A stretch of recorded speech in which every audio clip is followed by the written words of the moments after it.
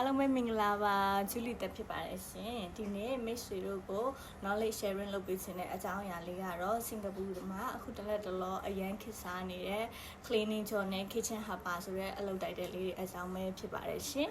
တကယ်လို့ cleaning job ကိုမိတ်ဆွေကဒါ cleaning job ကိုစိတ်ဝင်စားတယ်ဆိုလို့ရှိရင်เนาะ cleaning job တွေရဲ့အသက်ချက်လေးတွေအားနည်းချက်လေးတွေကိုပြပြပေးတော့မှာဖြစ်ပါတယ်ရှင် cleaning job ကိုလုပ်တော့မယ်ဆိုလို့ရှိရင်မိတ်ဆွေအနေနဲ့လိုအပ်တဲ့အရေးအချင်းတွေကတော့ Google Map ကြည့်တတ်ရပါမယ်အင်္ဂလိပ်ကပြောအခြေခံပြောတတ်ရပါမယ်ရှင်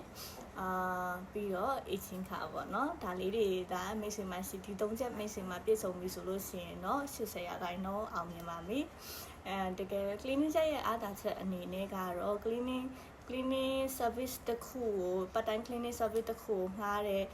အိမ်ရှင်မိသားစုတိုင်းရတော့စင်ကာပူနိုင်ငံရဲ့every level family ပဲဖြစ်ဖြစ်ပေါ့နော် foreigner တွေပဲဖြစ်ဖြစ်ပတ်စံရှိရလို့အများဆုံးဖြစ်တဲ့အတွက်ကြောင့်မို့လို့မိတ်ဆွေအနေနဲ့အံပေါင်းများလက်ဆောင်များမကြခဏရရှိတတ်ပါတယ်တချို့ဆိုလို့ရှိရင်ဥပမာနေ့လည်စာအထင်တာအဲ့လိုမျိုးတွေလည်းမိတ်ဆွေတို့ကို trade လုပ်မှဖြစ်ပါတယ်ဒါကတော့ပြင်မနဲ့ဂျာကပျော်ရွှင်ရတဲ့appreciate ဖြစ်ရတဲ့အခွင့်အလမ်းတစ်မျိုးပေါ့နော်အဲ့ဒီအပြင်သူ့ရဲ့အာသာချက်တွေကကြတော့housemate နဲ့မတူဘဲနဲ့အာသာတဲ့အရေးချင်းများကကြတော့သူကမိမိမိတ်ဆွေများနဲ့ဖြစ်ဖြစ်အပြင်မှာစုပေါင်းငှားအိမ်ပဲဖြစ်ဖြစ်အခန်းပဲဖြစ်ဖြစ်ပေါ့နော်စုပေါင်းငှားနေထိုင်လို့ရပါတယ်ရှင်အဲ့တော့အလုပ်ပြီးသွားတာနဲ့မိမိဒီ24/7မိမိကိုယ်ပိုင်အချိန်ဖြစ်တဲ့အတွက်မိမိလုပ်ချင်တာလို့မိမိသွားချင်တဲ့နေရာတော့ကိုယ်ပိုင်ပါတယ်ရှင်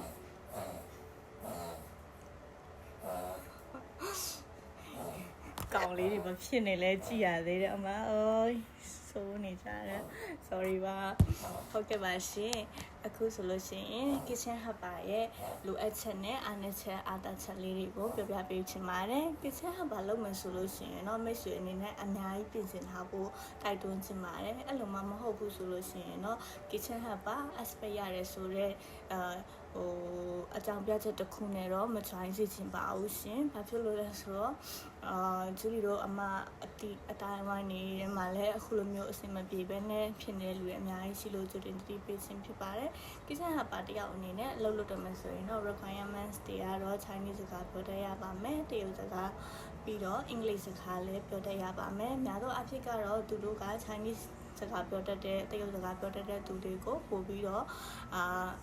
အလုပ်ခံတာတွေ့ရပါတယ်နံပါတ်2အနေနဲ့ကတော့အလုပ်ချိန်long hour အလုပ်ချိန်အကြာကြီးကိုလုပ်နိုင်ရပါမယ် standing ဆိုလဲ standing ပေါ့နော်အဲ့ဒီကြားထဲမှာပြပြလောလောအဲ့လိုမျိုးအရန်ကိုကြမ်းခိုင်မှအဆင်ပြေပါမယ်ရှင်ပြီးတော့ aging ခအနေနဲ့လည်း cleaning job ဆိုရင် aging ခအနေနဲ့2000ကနေ3000ဝန်းကျင်ရနိုင်ပေမဲ့ kitchen helper အလုပ်များဆိုလို့ရှိရင်တော့ aging ခ9000မှ6000အထိရှိနိုင်ပါတယ်ရှင်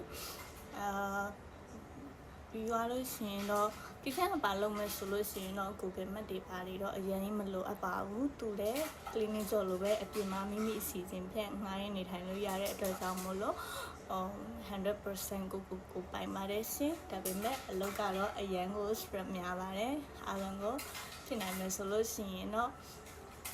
ပထမဦးဆုံးခြေလမ်းဆိုရင် cleaning job တွေကိုကြားကြည့်ချင်ပါတယ် try ကြည့်ပါအားလုံးအဆင်ပြေသွားမှာပါရှင်အားလုံးအမနီမလေးများစင်ကာပူကိုလာဖို့စီစဉ်နေတဲ့အမနီမလေးများအားလုံးအဆင်ပြေကြပါစေရှင်စင်ကာပူလာဒီပဲဖြစ်စေ overseas နိုင်ငံတစ်ခုသွားပြီးပဲဖြစ်စေမသွားဘူးပဲဖြစ်စေနိုင်ငံထဲမှာပဲဖြစ်ဖြစ်အားလုံးကိုတက်တင်ချင်တာကတော့အင်္ဂလိပ်စကားအခြေခံ 4 skill တွေကိုတက်စီချင်ပါတယ်